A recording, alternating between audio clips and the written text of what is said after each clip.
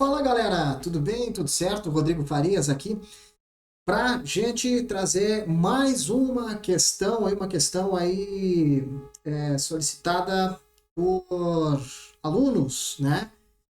E, e essa questão é interessante que a gente tenha uma noção de como que é a diferença entre uma Fundatec, como que é a diferença de uma FGV. A gente vai intercalar alguns conceitos aí, tá? Então, algumas questões eu enviei especificamente para você, principalmente para o pessoal que é aluno, né? E outras eu vou estar trazendo aqui no YouTube devido à didática delas, aí a gente conseguir aproveitar para outras situações. Lembrando sempre aí que estamos agora nos últimos lotes do valor aí de R$ 49 para matemática, tá? Isso aí tendo em vista que tamanha procura de gente, principalmente aí no final de semana agora, hoje é dia 26 de setembro, dia 24, 23 ali, e aí eu tenho receio que ali na frente eu não consiga dar um suporte para todos, então a gente está nos últimos lotes aí de 49, tá? Depois o preço vai subir. E uma super novidade, né? A gente está agora também com um pré-lançamento do curso de português que vai estar iniciando no dia 7 de outubro. Então é um curso de um valor um pouquinho mais alto, mas você entra em contato comigo aqui no WhatsApp, tá? E aí eu vou te dar um link da nossa página aí para você fazer a adesão, tá? E aí eu vou te dar um código também para que você tenha 50% de desconto, tá? E aí ele vai ficar em 49 também. O valor dele normal, ele está em 98, tá? Porque ele é um curso que ele dá mais trabalho. É matemática que a gente vai acabar vendo, mas é muito ampla. A Fundatec é muito ampla, ela vai literalmente do A ao Z quando a gente trata de português, desde fonemas, sílabas, até um período composto um pouco mais rebuscado e uma pontuação aí que ela exige um pouquinho mais, tá? Então, é muito amplo. Tá? Então, por essa razão aí, ele é um valor um pouco mais alto. E só antes da gente começar, uma galera às vezes dizia assim, professor, mas fulano vendendo a 9,90, 19,90, galera, faz uma conta assim comigo. Se o cara vende 100 cursos a R$ 19, ele vai ter 1.900 de ganho com isso. Para atender 100 pessoas, cara, dificilmente você vai conseguir ter uma qualidade de manter um suporte aí pro aluno, tá?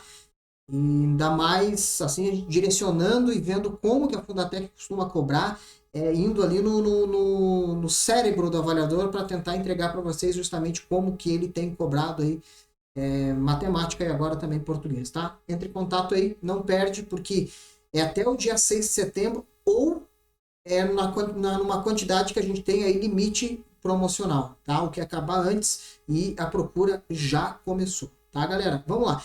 Então a questão que a gente tem é essa aqui, tá? Questão bem interessante.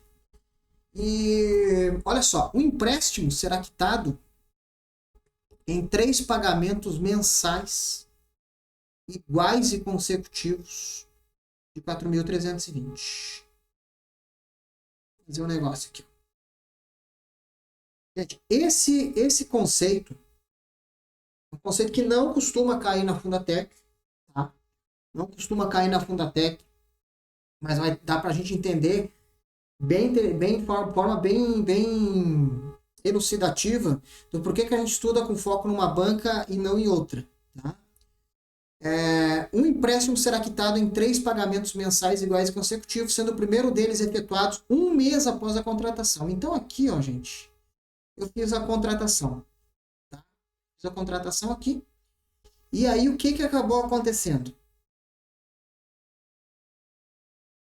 Eu tive aqui, ó, um desembolso de 4.320, aqui 4.320 e aqui 4.320. Eu quero que você analise comigo, eu vou fazer só um exemplo aqui, ó. Vamos supor que eu fiz um empréstimo, tá? Fiz um empréstimo. Eu estou emprestando para alguém, tá? Então eu vou emprestar para alguém aqui, ó, R$ 100, 100zão, certo? 100zão. Há uma taxa, que aqui a gente vai chamar de I, de 10%, tá? Durante esse período, certo? Beleza. Quando chegar aqui, ó, nesse momento, o que vai dar de juro que eu coloquei? Se eu coloquei 10%, quando passar um mês aqui, ó, o valor total vai dar 110. Tranquilo, né? Se daqui para cá passou o período e eu estou colocando uma taxa de 10%, aqui vai bater 110. Eu preciso que você analise que isso aqui, o que aconteceu? Se eu colocar através de uma equação, eu tenho um valor, que é R$ 100, que se eu cobrar uma taxa aqui de 10%, isso aqui vai ter 1,10, né? Tirando aqui de toda aquela parte lá que eu faço que você entende de uma forma muito mais rápida, que é a parte de saber quanto que é 10%, saber quanto que é 5%. Se eu for fazer na anotação, eu vou ter isso aqui, ó. R$ 100 vezes 1,10, eu vou ter um determinado valor que é X, tá? Mas na verdade aqui ele vai acabar dando 110. Vamos supor que eu não tivesse esse cara aqui, ó. Eu tivesse aqui, eu quisesse saber se lá no futuro eu vou ter que pagar 110 e eu tenho uma taxa de 10%, tá? Qual é o valor inicial que eu tive? Qual é o valor inicial ali da minha do meu empréstimo sem o juro, tá? O que a gente faz nesse caso? Eu vou fazer um outro gráfico aqui para a gente entender isso aqui, ó, essa nova ideia. Eu tenho aqui 110, tá? Eu sei que é uma taxa de 10%. Eu quero saber quanto que é esse valor lá no começo. Ou seja, esse valor aqui de 110 é um valor no futuro, certo? É daqui 30 dias, que é o valor que o cara vai ter que devolver para mim. Afinal, eu emprestei 100 para ele. Para eu saber quanto que é o valor inicial, eu tenho que voltar lá no começo, tá? Isso aí vai ser mais ou menos como esse cálculo aqui, ó. Mais ou menos não, exatamente igual. Olha só. Qual é o valor? Qual é o valor do meu capital? E se eu colocar uma taxa de 10%, lá na frente, o cara vai ter que me devolver 110. Quando a gente tem isso aqui vai virar isso aqui, ó. X igual 110, porque é o que está sozinho, dividido por 1,10. Certo? Dividido por 1,10. Isso aqui vai virar... Vou ter que acrescentar 2 zeros aqui para andar 2 casas com esse cara aqui para tirar a vírgula. Tá? E eu vou acabar achando aqui, ó, os 100. Lógico, né? Lógico. Então, quando eu faço essa conta aqui, ó, do 110 multiplicado pela minha... multiplicado não, perdão. Dividido pela minha taxa, que é esse 10% aqui, ó, dividido pela minha taxa, eu acho o meu valor que eu tenho lá no primeiro momento, que é o meu momento atual. Tá? Então, essa é a ideia. Vai ficar mais claro agora. A gente vai ter que misturar um pouquinho de juro composto aqui, tá? Mas a ideia é que você entenda como é que uma FGV trabalha e por que a gente trabalha aí focado em banca organizadora, tá? Respondendo até alguns outros questionamentos, gente, não peguem a apostila, porque a apostila ele vai te dar uma fórmula para que você use essa fórmula para todos os cálculos e não é assim. Tá? Eles não vão focar em banca organizadora também, tá? Então, cuidado com isso aí. Olha só, a taxa que a gente está usando aqui é 20%, né? 20% aqui. Só que aqui, gente, não é 40%, tá? E nem aqui 60%. Porque o que acontece? Quando nós temos esse modelo de cálculo com prestações, ele está usando isso aqui na forma real como acontece, que é juros compostos. Então, o que a gente vai ter? A gente vai ter no segundo momento, uma taxa de juro composto de 20%, e no terceiro momento, uma taxa de juro composto de 20% em 3 períodos. Lembrando, se isso fosse juros simples, eu teria 20% de juro no meu primeiro momento, mais 20 no segundo. Caiu aqui até minha... Só do cálculo ser complicado, resolveu cair aqui, gente. Deixa eu só... Enquanto ele retorna aqui para mim.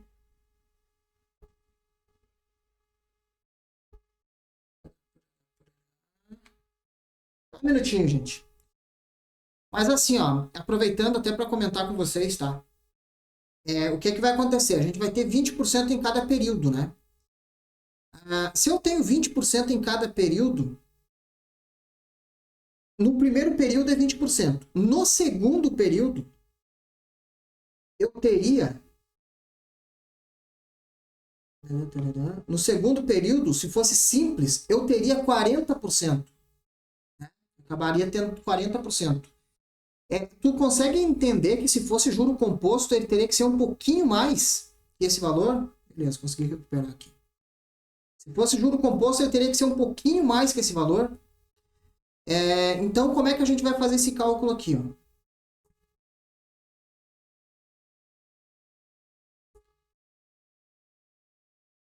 Vou botar com vermelho. 20% em dois períodos, a gente faz esse cálculo aqui, ó, 1,20 vezes 1,20. Tá? A gente vai ter 0, 0, 0. A gente vai ter 240 aqui. Só para a gente fazer o cálculo. E a gente vai ter 120 aqui.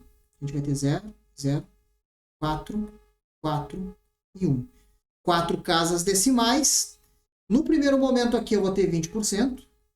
No segundo momento eu vou ter 44%. Tá? Porque quando eu tenho 1,44 aqui eu tenho 44%. E para eu achar do próximo período, o que é que eu tenho que fazer? Pegar 1,44 e multiplicar de novo pelos 20%. Eu vou ter 0, 0 e 0. 2 vezes 4, 8. 2 vezes 4, 8. 2 vezes 1, 2. Aí vou ter 1, 4, 4. A gente vai ter 0, 8, 12. Vai o 1 lá em cima, né? 4, 6, 7. 1,72. Aqui eu teria um juro composto de 72%. Tá? Para você ver como avança a questão de juro composto e como avança a questão de juro simples. O juro composto ele vai dar sempre mais que o juro simples, exceto no primeiro período. Tá? Então nós temos aqui, ó, os percentuais. Essa operação aqui ela vai ser trabalhada. Só que aí, ó, você lembra que aqui quando eu tenho R$110 nesse período, o que é que eu fiz? Eu peguei o 110, tá? Que é o valor que eu paguei, e dividi ele pela minha taxa de juros do período, eu acabei achando quanto é que era o meu valor presente. A gente vai fazer a mesma coisa aqui, tá? A gente vai fazer a mesma coisa aqui. O que é que eu vou ter que fazer? Eu vou ter que pegar esse 4.300 aqui, dividir por 1,20. Eu vou pegar esse 4.320 aqui e dividir por 1,44. Eu vou pegar esse 4.320 e dividir por 1,72. Tá? E quando eu faço isso, eu acho meus valores, todos eles, os meus valores presentes aqui. Ó. Tá? Eu acho todos eles os meus valores presentes. Gente, por uma questão didática, e volto a ressaltar, se a gente for trabalhar aqui com FGV, a gente vai na veia com isso, tá? Mas só para você entender, ó, 4.320 dividido por 1,20, esse valor presente aqui, ó, do meu primeiro, é a mesma coisa que 3.600. O valor presente da segunda, 4.320, dividido por 1,44, é a mesma coisa que 3.000. E o valor presente da 4.320 dividido por 1,72... Só pegar um negócio aqui, gente. 1,20 vezes 1,20 vezes 1,20. Aqui até eu vou arredondar, tá? Para você ver como que é sacana a banca. Não é sacana. Eu vou colocar um 8 a mais aqui, tá? Porque como a gente fez o cálculo mais abreviado, ele teria um 8 aqui também, tá? Se eu pegar exatamente 1,728, eu vou ter um valor aqui, ó, de 2.500. Tá?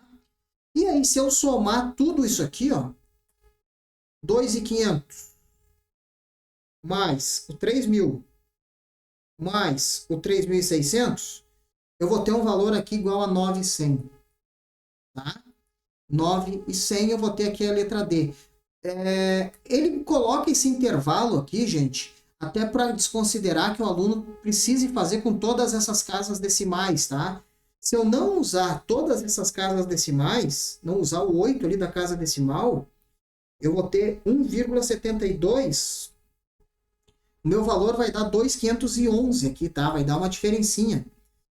Mas não o suficiente para tirar a minha resposta aqui da letra D. Tá? Então, por isso que às vezes ele coloca um intervalo. Algumas bancas gostam de usar o aproximadamente tal, certo? Então, gente, isso é a Fundação Getúlio Vargas, tá? Aí, professor, e se cair a FGV para a gente? Gente, se cair a FGV para o nosso concurso da Brigada, você vai precisar de todo o pré-requisito que a gente está vendo na Fundatec, assim como o português também. Tá?